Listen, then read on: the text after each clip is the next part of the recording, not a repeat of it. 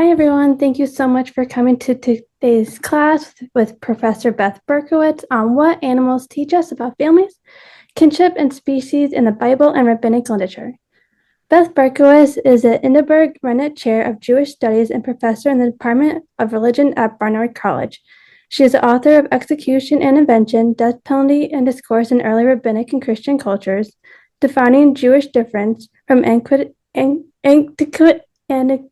my apologies, to the present, Animals and Animality in the Babylonian Talmud, and what animals teach us about families, kinship and species in the Bible and Rabbinic Literature. She is a co-editor of Religious Studies and Rabbinics, a conversation. Her area of specialization is classical rabbinic literature, and her interests include animal studies, Jewish difference, and rabbinic legal authority, and Bible reception history. Welcome, Professor Beth Berkowitz. Thank you. I'm happy to make this more interactive if we don't have other people joining. So I just want to introduce myself again. My name is Beth Berkowitz. I'm a professor of Jewish studies and religious studies at Barnard College. We're in the middle of the spring semester, though it very much does not feel like spring here.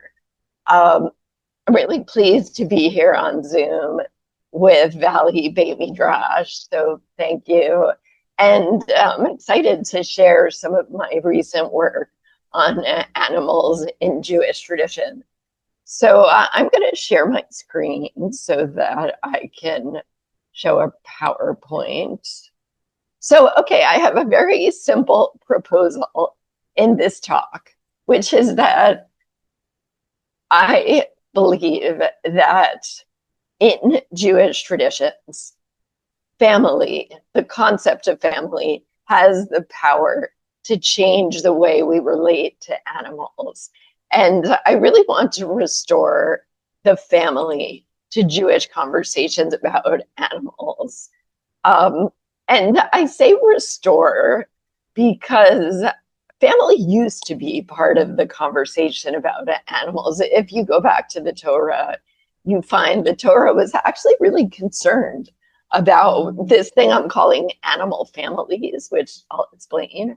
So I want to really spend time discussing 4 laws in the Torah that feature animal families. And I just want to start out by saying that, what happens if animal families are indeed a major concern of the Torah? How did that get lost along the way? Like, why isn't that more on the Jewish radar? And I'm going to suggest that it's the fault of rabbinic tradition, and I'll show how. But at the same time, I think rabbinic traditions also have a lot of resources for restoring the animal family to the way we think about animals. So, okay, here it's the plan. I will look at these 4 laws in the Torah that feature the parent-child relationship among animals. We'll look at the main explanation for these laws that's been offered, which modern Bible scholars call the humanitarian rationale. So that's how I'm going to talk about it. Then we're going to look at objections that people have made to that rationale. And then I'm going to turn to rabbinic literature, specifically to the Mishnah, to see what kind of alternative they provide to that rationale, which I find to be a really interesting alternative. And then I'm not a scientist, I just play one on Zoom. But I want to talk a little bit about the science of animal-family relationships before we end with how the Bible and rabbinic traditions can inspire us today in our thinking and our practices with respect to animals. So I want to start with just like big picture, which is thinking about just how central, because I think people don't always realize this, just how central animals are to sacred traditions of Judaism, specifically thinking about the Torah or the Tanakh more broadly. And you can start to think about it like, where do animals appear in biblical stories? There's, of course, the story of creation. There's the snake in Eden, the creation of animals. There's Noah's Ark and his 2x2 recruiting them onto his ark. There's the dove that flies off to indicate that the flood has ceased. There is also the role of animals in the stories of the patriarchs and matriarchs. If you think about it, like, what would the story of Abraham be without the ram who shows up at the right moment to save Isaac from being sacrificed? Or if you think about the story of Jacob, how could you tell the story of Jacob without the meat of the goats that he uses to serve his father Isaac, and the skin he uses to trick his father, as well as the sheep that facilitate his encounter with his future wife, Rachel. So, or you can think about the story of Joseph with the starving and fat cows in Pharaoh's dream, the story of the Exodus with the plagues that have to do with different animals, and the lamb's blood that gets put on the doorpost that tells God which houses to skip. And then there's my favorite animal character in the Bible, which is, I don't know if you can guess, Bilam's donkey, who actually speaks to Bilam. He can see the angel when Bilam can't. And if she hadn't seen that angel, Bilam might never have blessed the Israelites and helped them to win their battle and eventually settle in the land in the promised land. So without these key animal figures, you would really just not have the story of Israel's beginnings. And the same holds true for law as well. If you think about the role of animals in biblical law, you could start to think about it. There's laws requiring that animals rest on the Sabbath. There's laws requiring helping an ox or a donkey that needs help. There's prohibitions on muzzling an ox, as well as on yoking together an ox with a donkey. There's the laws of the goring ox, which pretty interestingly hold accountable an animal for homicide. There's the dietary laws, which prohibit Israelites from eating some animals and allowing them to eat other ones. The laws of animal sacrifice. There's some stranger laws having to do with animals, like burning the red cow to use its ashes for impurity. There's this law called Eglah Arufah, where you hack apart a calf to solve or to respond to an unsolved murder. So that's all to say, just thinking big picture, that animals play this very central role in biblical law and narrative. But the particular theme that I want to focus on with you is this theme of family.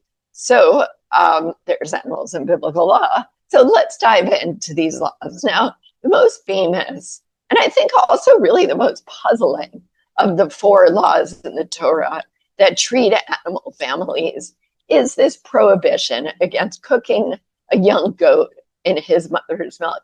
When I teach this law, I have to be very careful because I've had students misunderstand when I use the word kid that I'm not talking about a child, but actually a baby goat. So this law is repeated verbatim 3 times in the Torah, and there's really very little in the context in each place to clue us into what the thinking is behind this prohibition. In the first place, it appears in Exodus 23:19. It's part of a really eclectic mix of laws that includes lots of different topics. The prohibition, though, is partnered here and in the other place in Exodus with laws that have to do with rules about animal sacrifice. And scholars think the rule may have something to do with the pilgrimage festivals. But that really shifts when the prohibition appears for the 3rd time in Deuteronomy. And there is really a different presentation. And it's really just part of the regular food laws, the regular dietary laws for the Israelites. And there, though, too, it's a bit enigmatic because it's not part of a list of like which animals you can eat and which you can't eat, which is mostly the case in Deuteronomy 14, but it's a little strange because it's about like a cooking rule.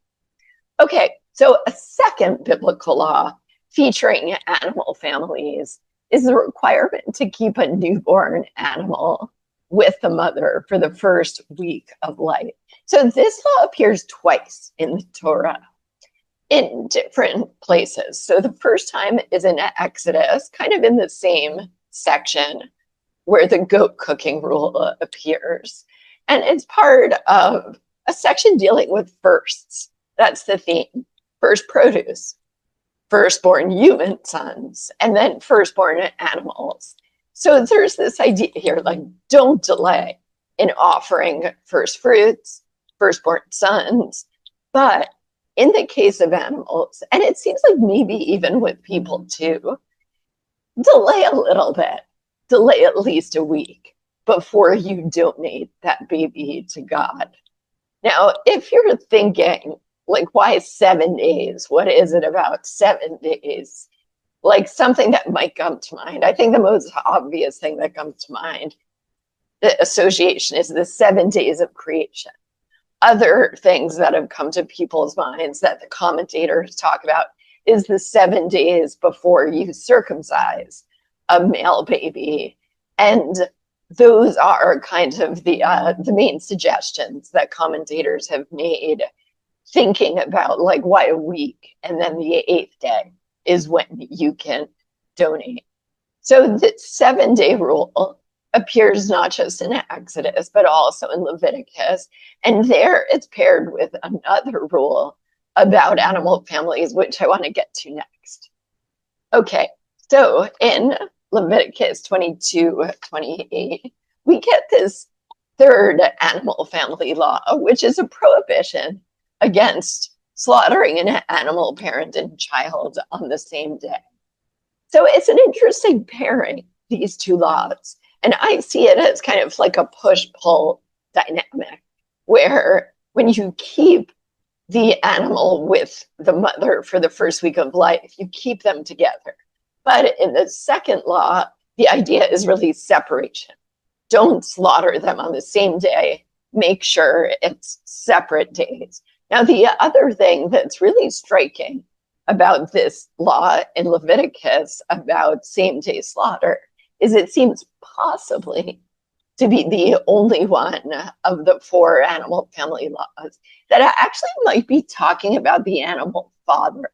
The grammar that's used in the Hebrew is masculine grammar. It says otov et bno. The oto is masculine, but there's lots of debate among the ancient interpreters as well as modern interpreters about whether the animal father is actually the reference here. So I'll just leave that as an open question because I want to get to the 4th animal family law, which is in Deuteronomy. So this is, I'll just read it actually. If along the road you chance upon a bird's nest in any tree or on the ground with fledglings or eggs, and the mother's sitting over the fledglings or on the eggs, don't take the mother together with her young. Let the mother go and take only the young in order that you may fare well and have a long life. Okay, so just to recap, when a person happens upon a mother bird kind of roosting in her nest, you shouldn't take her together with the chicks or the eggs. You can take the chicks or the eggs, but you first have to chase away the mother bird before doing so. Now, you may have noticed that this law is quite different in certain key ways from the first 3 laws that we just looked at. 1, the animal in question is not a mammal, it's a bird. 2, the animal is not domesticated, it's a bird you chance upon. So we might call it a wild bird. And 3, there's actually a reward given for fulfilling this commandment, which is that you will fare well and have a long life. Now, this reward of prosperity and long life actually echoes a more famous reward that's very similar, which is for the fifth of the 10 commandments, to honor one's parents, where it says, honor your father and mother as your God has commanded you. I'm showing you the version in Deuteronomy, so that you may have a long life and fare well in the land that your God is assigning to you. So it's really interesting that the repetition of the same reward, using pretty much the same language, except it's reversed, suggests that honoring the bird's parents, the bird's mother, secures a good and long life in just the way that honoring one's own parents does. So there's a parallel that gets set up. Okay, so you've seen the 4 laws. They present this really striking series of patterns that kind of unfold across all the major legal corpora of the Bible. The earliest material, we think, and now I'm getting into kind of Bible scholar mode, the earliest material is the material in Exodus, featuring the prohibition against cooking the kid in its mother's milk and the requirement to keep the newborn with the mother for the first week of life. And so the theme really is the mother-child relationship, like protecting that in some way or respecting it in some way. And what's really interesting to me about this is that Exodus has lots of connections to the Code of Hammurabi.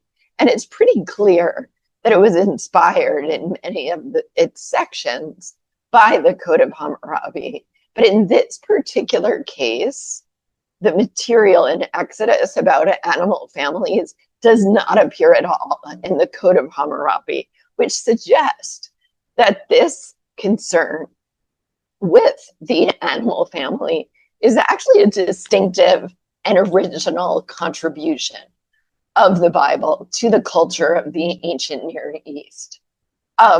So that's I think, quite striking. Deuteronomy continues to innovate by taking the goat cooking rule, presenting it as just a general dietary law, and then creating the mother bird law and connecting that to the 10 commandments.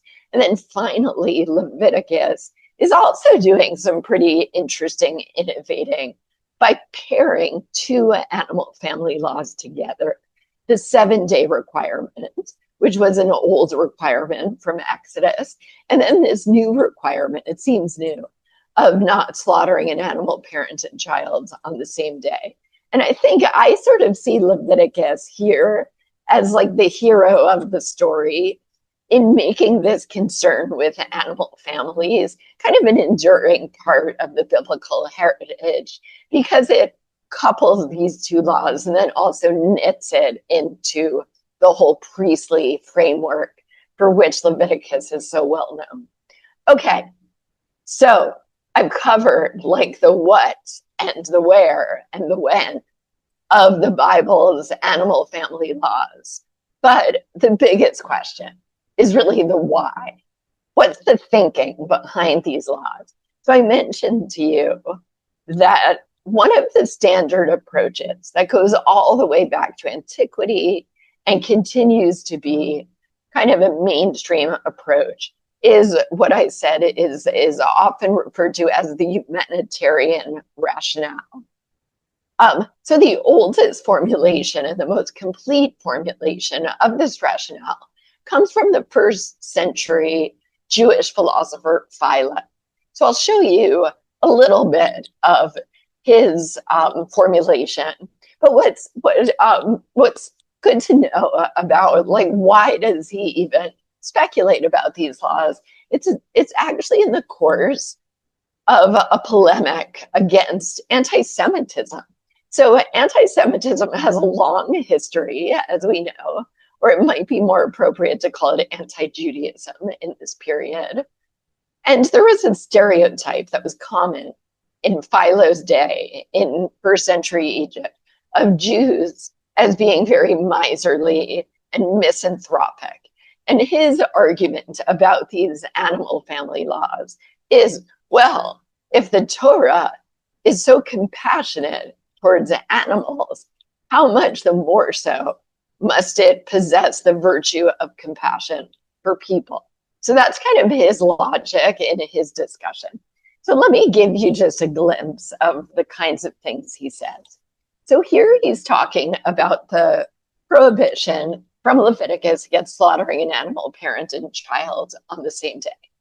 So he has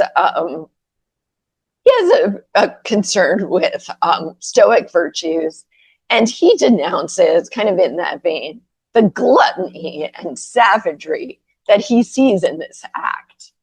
And he sees in it really this incongruous and ethically abhorrent mixing of life with death. And you can see here, he conjures up this very unnerving image of severed animal limbs, like speaking out from the barbecue pit. So I'll read the translation he wrote in Greek. Indeed, if one should mix the limbs of the two, the mother and child, and fix them on the spits to eat of the roast, these limbs, I think, would not remain mute, but break out into speech, indignant at the enormity of the unexampled treatment which they suffer, and hurl a host of invectives against the greediness of those who prepare these meats, fitter for a feast than for a fitter for a fast than for a feast. So the mother animal and the child animal kind of talk back to the human who's roasting them on the same spit and objecting to the gross disregard for their intimate relationship with each other.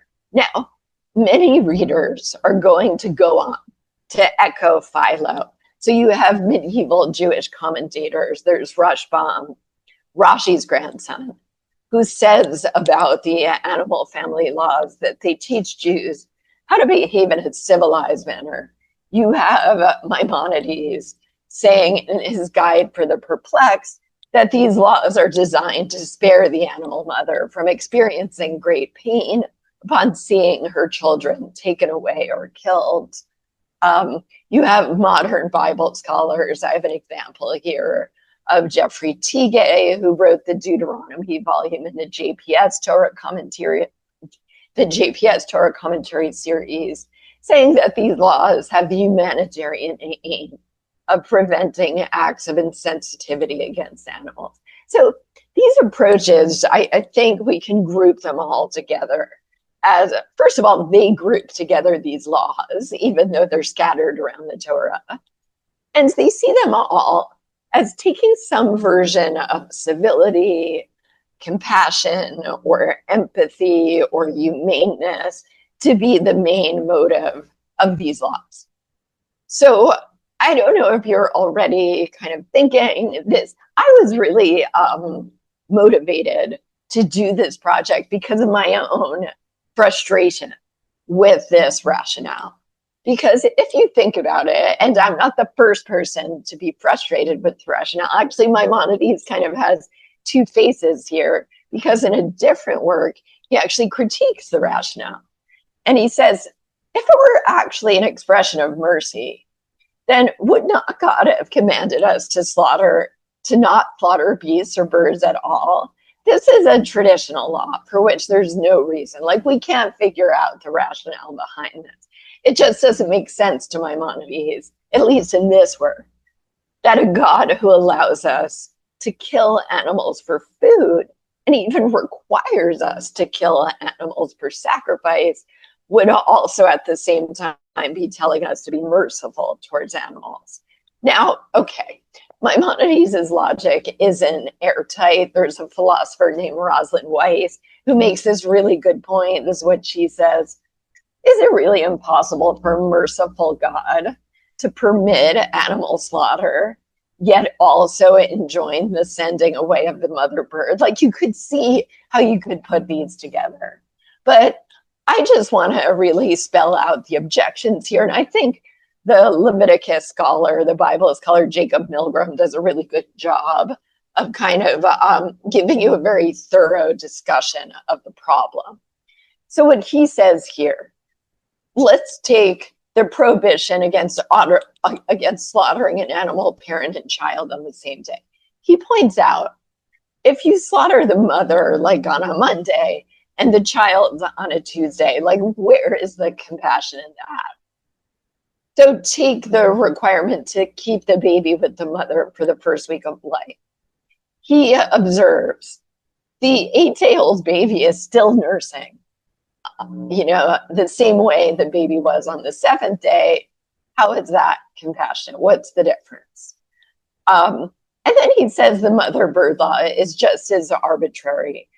Maybe the mother's not present when you're taking her eggs or her chicks, but she'll come back and she'll find them missing, and we'll have the same trauma as if she saw it herself.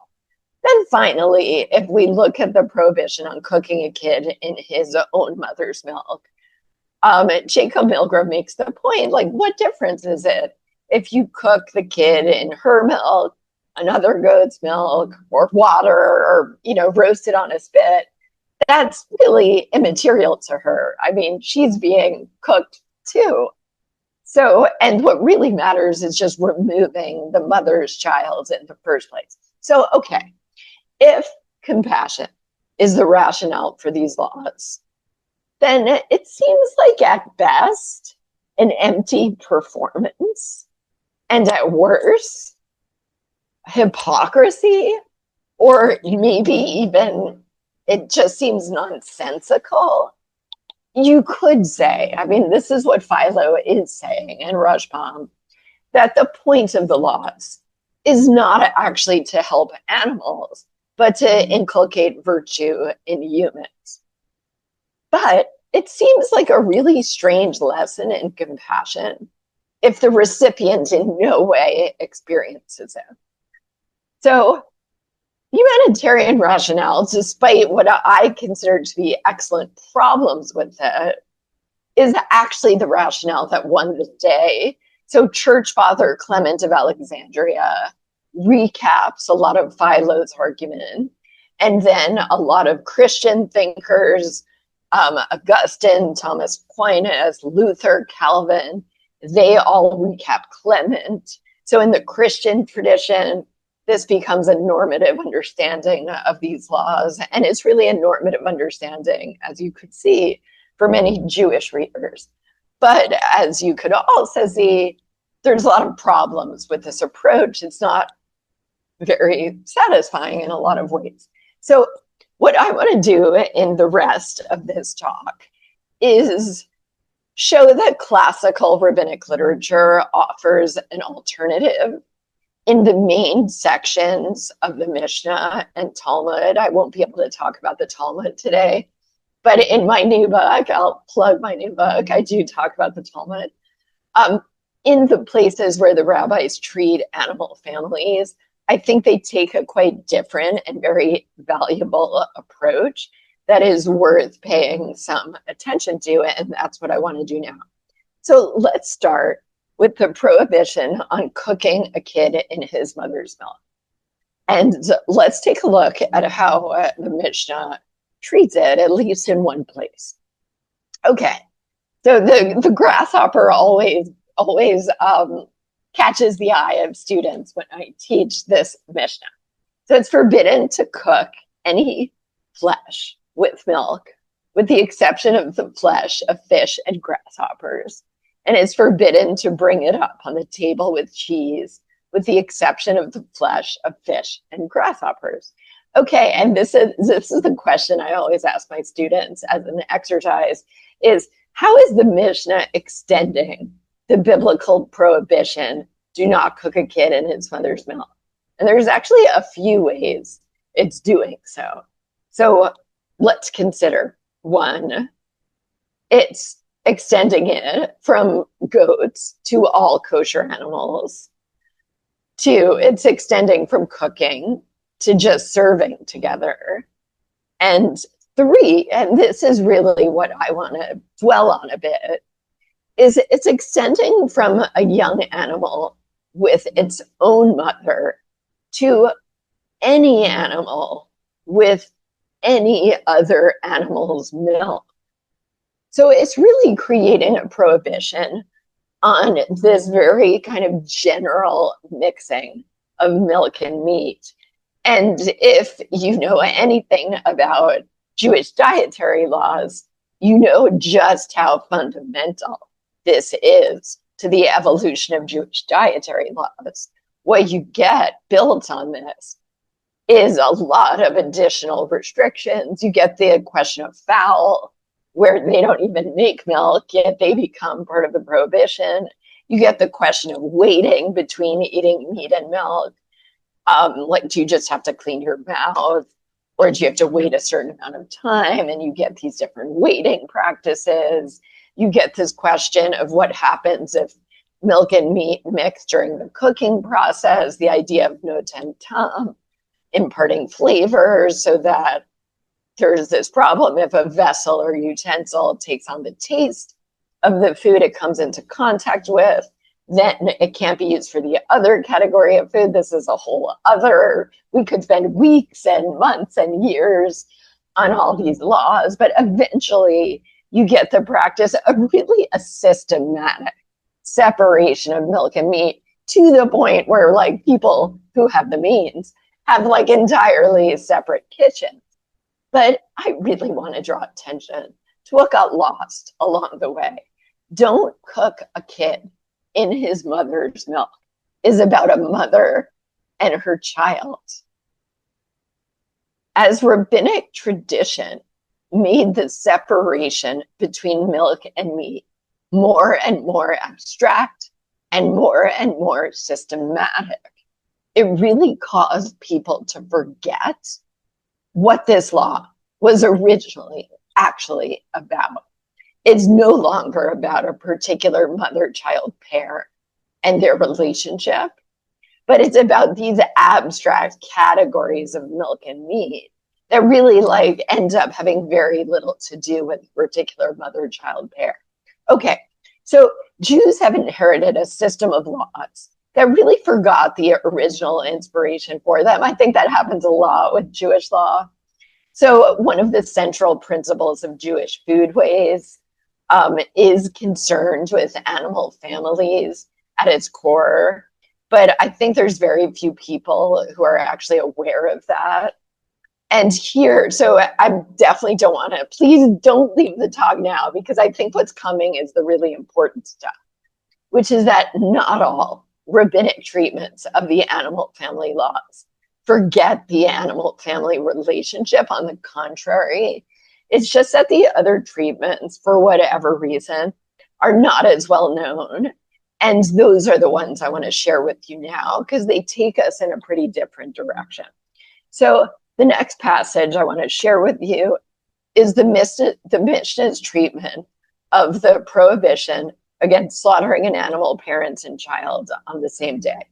So at 4 times of the year, if you sell an animal, you have to announce, I sold her mother for slaughter. I sold her daughter for slaughter. Now, these times of the year, you can see here, I kind of analogize it to like July 4th barbecues.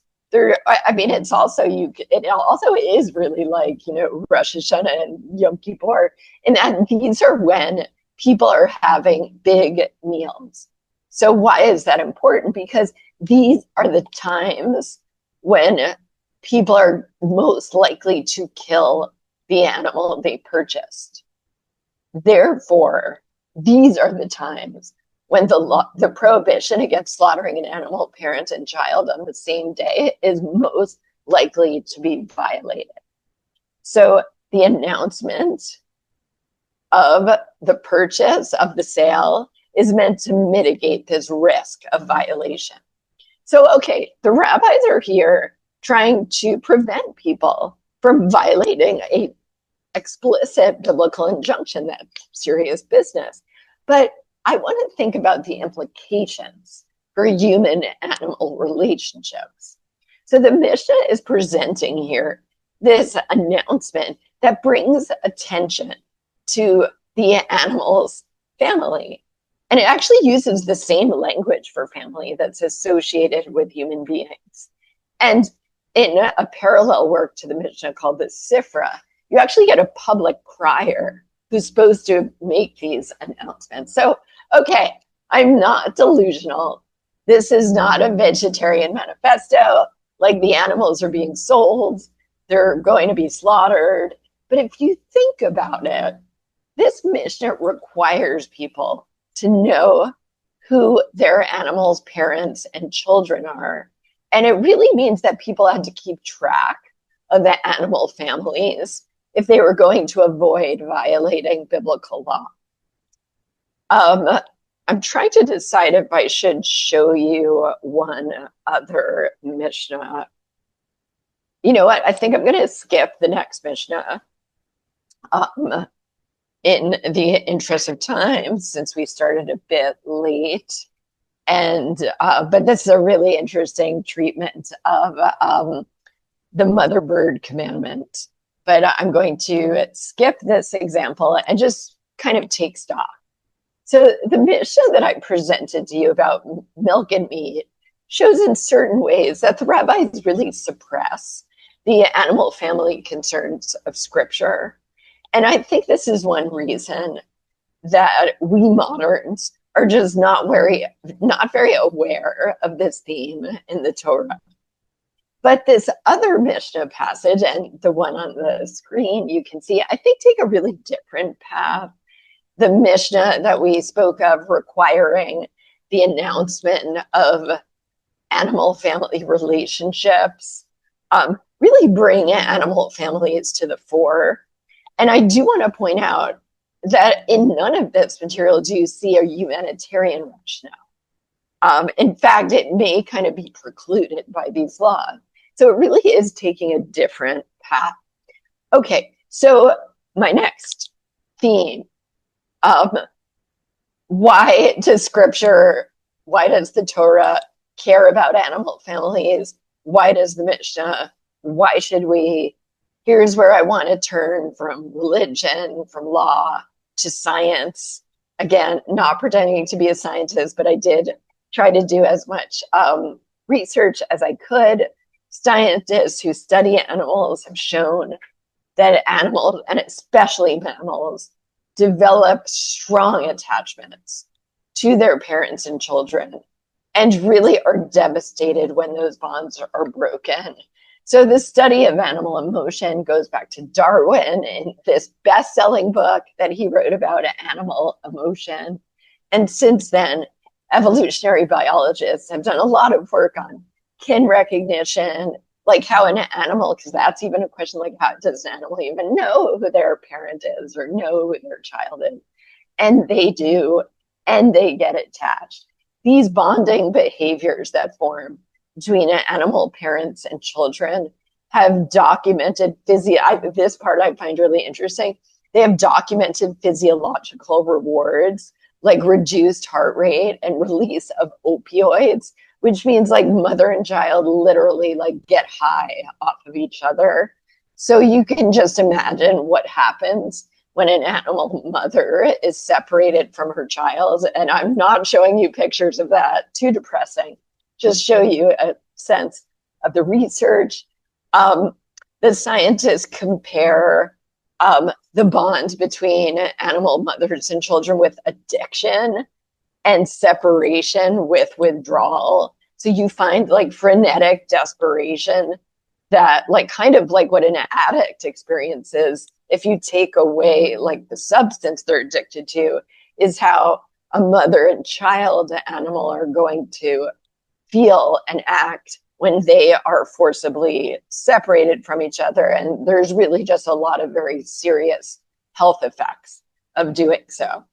So, okay, in contemporary industrial agriculture, I want to talk about what goes on there. I was surprised to find out when I was doing the research, I was always vegetarian. I wasn't vegan until I found this out. And I've actually changed my own practice because I found out how much worse the dairy industry is than the meat industry. You know, dairy cattle farms typically separate the cow and calf within a few hours of birth. And it's kind of similar for other animals like goats and sheep. And even like the best case scenario, they have to separate them if they're going to take the milk away and use it for humans. Okay, so here's where I try to be optimistic, and there's actually some research to back me up. I think people just really don't know. I think it's not that people don't care. I think a lot of people are just not aware. And here's the research. There was a Canadian researcher who found in a sample of quite a few people that when they were told about the way animal agriculture works, they considered severing the mother cow-calf bond to be a breach of care. Like, they were not okay with it. People were concerned about that separation. Like, someone in the study says it's cruel to take a baby away from mother, regardless of whether it's human or animal. Some of the people in the study, after getting the information, they changed their milk consumption. They changed their approach to buying dairy. There's a similar study in America and the United States that had similar findings. So I think it's not that people don't care. I think it's that people don't know, or maybe it's that they don't want to know, or they don't think about it. We're just very removed from animal agriculture and what's happening to animal families. And this is really where I think we can learn from people of the past, because people in previous eras, they understood better than we do the toll that domestication takes on animals. And they knew more what happened to animal families, and it bothered them. And that's what we're seeing in these laws, both from the Torah and the Mishnah. And I'm going to skip over some of the materials from antiquity that kind of show how ancient agricultural works were actually very concerned about the health impacts on baby animals of taking the mother away too soon. But the other thing I wanted to show, which I found really interesting, is that there's a lot of art from antiquity going right up to today that's very, very interested in animal mothers, in them suckling their children, in our own human interference with that process. So I have one particular image I find very powerful. Comes from way before the Torah. It's from the 21st century BCE. As you can tell, it's from Egypt. It's from a sarcophagus of an Egyptian queen. And what you can see are kind of images of palace life and people, the queen luxuriating. And if you look to the left, if it's on the left side of your screen, you can see there's a milking scene where on the left, there's this like very majestic cow with these horns with a small calf next to it. And then there's this second calf. It doesn't have horns. It looks a little less majestic. Then it has also a calf next to it. So let's zoom in on this second cow. So I don't know if you can see it, but here's what's happening in this image. The second cow is being milked. And the second calf, like we have to imagine the child, has been tied to the cow's front leg with a rope. And it kind of looks like it's straining. You can see its body straining. And what you see from the mother is this tear falling from her eye. And it's just, there's this drama to this milking scene that I think is so poignant. And I kind of call it like ancient vegan art, where the artist is very captured or tries to capture this drama of milking that people would have been familiar with. And I think it's actually trying to glorify the princess by showing like she's so important that like we're willing to have this kind of emotion happen so that she can get her milk. But it's not just the rabbis or the Torah or ancient Egypt. If you look at images from all over the ancient Near East, from Europe, you see a real human fascination with this nursing bond and also with the human interference with that bond. So I'll just kind of give you like a very quick rundown of some interesting images I came across from very different places and very different time periods, where you see either just milking scenes or calves that are actually tied up so that humans can take the milk. So I'll just kind of show you some, and then we'll go all the way up to the 20th century to actually a painting by Chagall. This one's very beautiful, I find, this Greek one. You have this also relief on a sarcophagus. You have this on a tapestry here too. You can see the little calf is looking on as the milking happens. You see this from medieval England, where someone's milking and there's the baby calf kind of having to stand on the side. Here's a very nice milking scene from a manuscript. And then right up to Chagall, he was very interested in these milking scenes. It comes up a number of times. Here you actually see, and you see this in antiquity, you see this also with the goddess, I think, Krishna. The goddess Krishna. There's an Indian goddess where there's also a lot of milking scenes, but here you actually have a human and a calf both milking together in this kind of surreal scene. Okay, so I want to draw my talks to a close. Thanks for being patient. I usually never talk at people for this long. I want to end with a thought, an idea by a feminist animal activist and philosopher Carol Adams. So in her writing about our relationship to animals, she introduces the idea of the absent referent, which is the literal being who disappears in the eating of dead bodies. The absent referent functions to put the violence under wraps. There is no cow whom we have to think about. In order to be able to eat animals, I think we have to not think about the animals, at least in the configuration in which we find ourselves. And I want to add to her idea saying, I think we have to also not think about the animal's family. And that once you start to think about an animal's mother, father, children, grandchildren, these all come up in rabbinic literature, it gets harder to take the milk, to take the eggs, to take the body. And I think there's a feminist angle here too, where what we're using are female bodies for their distinctive reproductive and nourishing capacities. So the Torah took note of animal families. The Mishnah takes note of animal families. I think we can take note of them too. And I think when we do, so I don't know if people have the patience. I have a short video. Is it cool to show a short video? Because here's the thing. Sometimes I find that this material can be a little bit of a downer. It's all about like separating mothers and children, which is happening so much in our own world with animals and with humans. And it can just feel really heavy. It can make people feel guilty about whatever it is they do. Trust me, I feel guilty about a lot of the things that I do. But I think here's what I want to end with. I think there is a lot of joy that we can derive from engaging with animal families.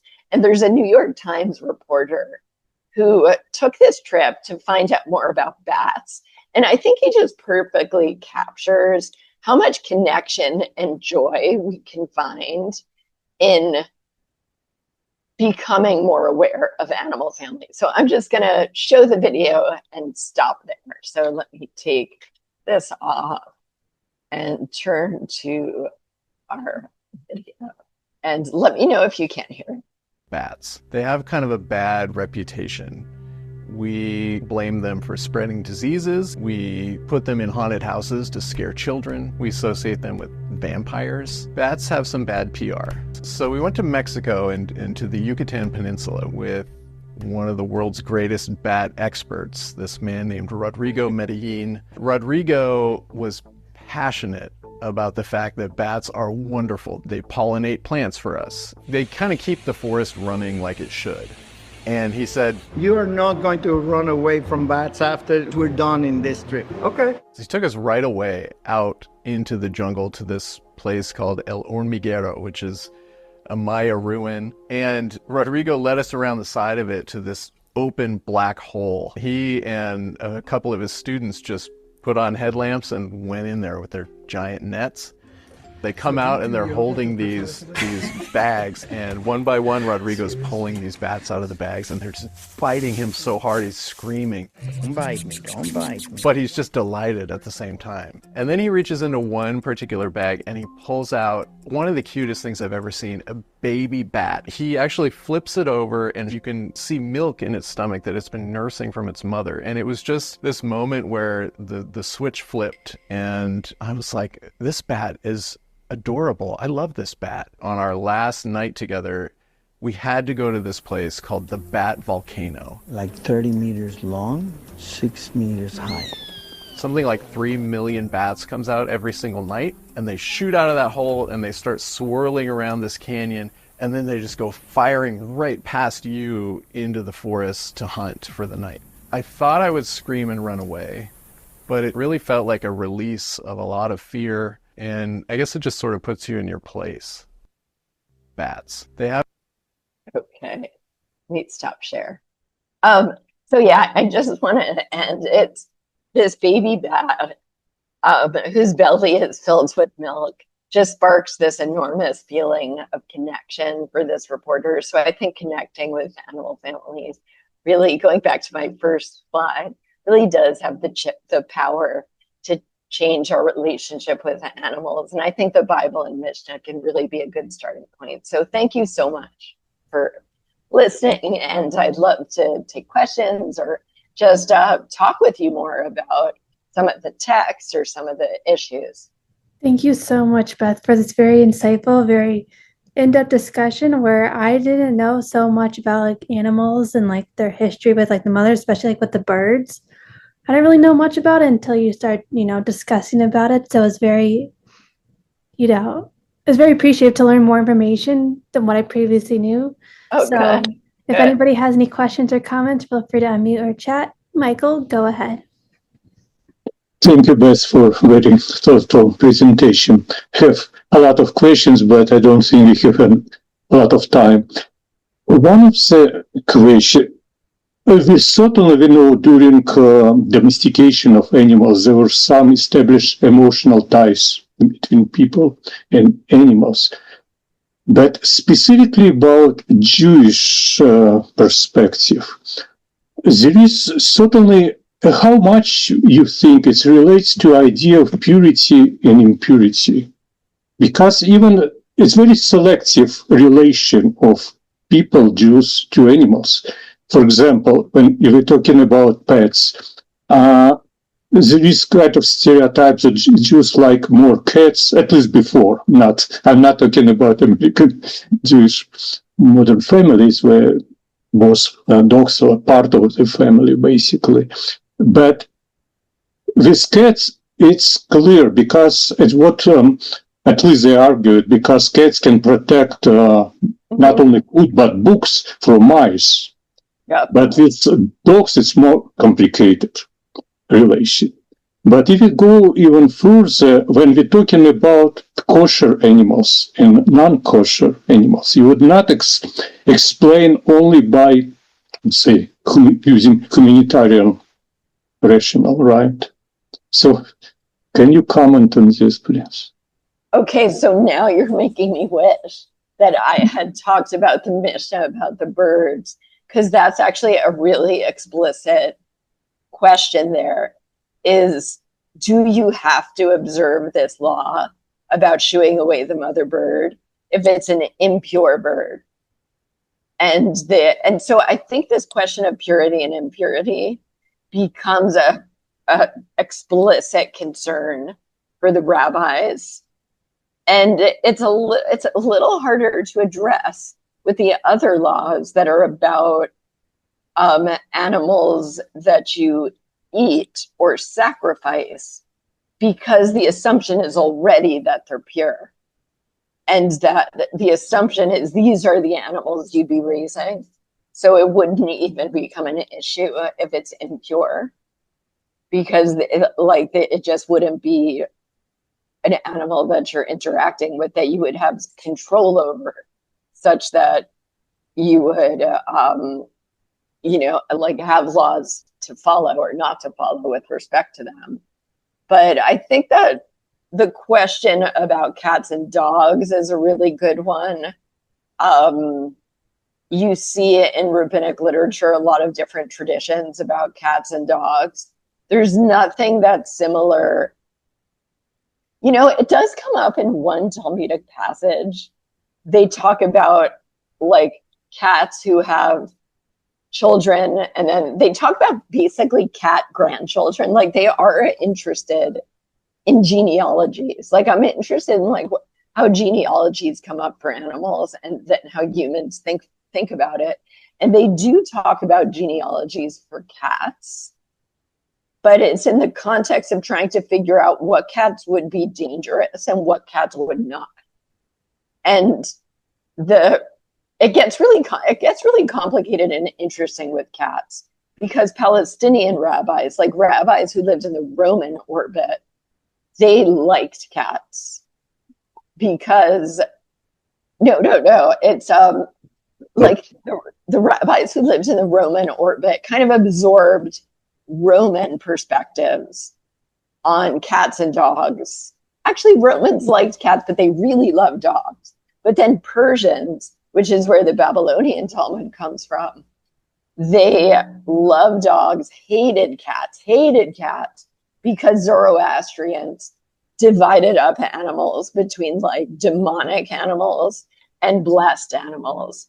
And cats were like demonic animals, and you're supposed to like kill one when you saw one. You weren't supposed to take care of them.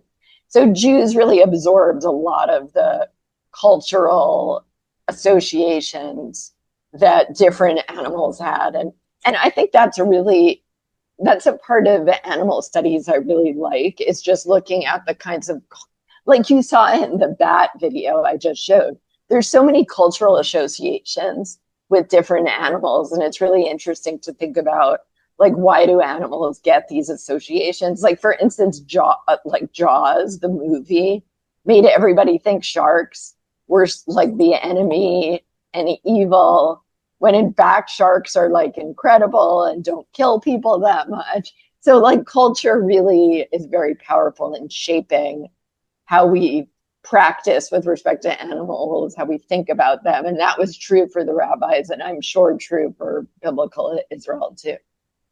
I don't know if you heard about it, but like about the monkey in Japan named Punch at all, like his story. Tell me about him. So it's pretty much kind of going back to like the mother-child relationship, where if I read this correctly, the mother had a hard time with her pregnancy. And when she gave birth, she didn't want her child anymore, which was Punch.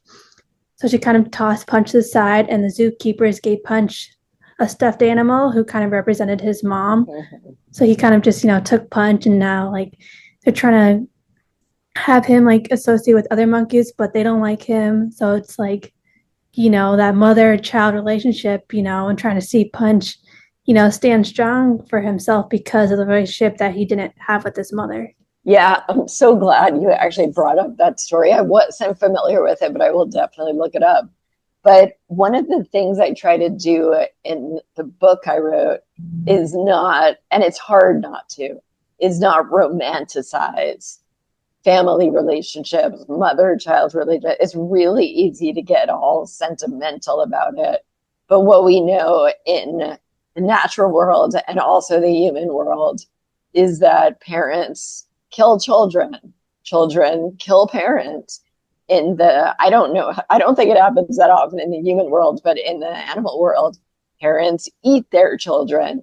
Like, it's a complicated, parent-child relationships are a very complicated picture, which is not to say there is not a lot of love and bonding, and there are things that are worth being sentimental about. But there's also a much more complicated picture that I think just makes it more interesting.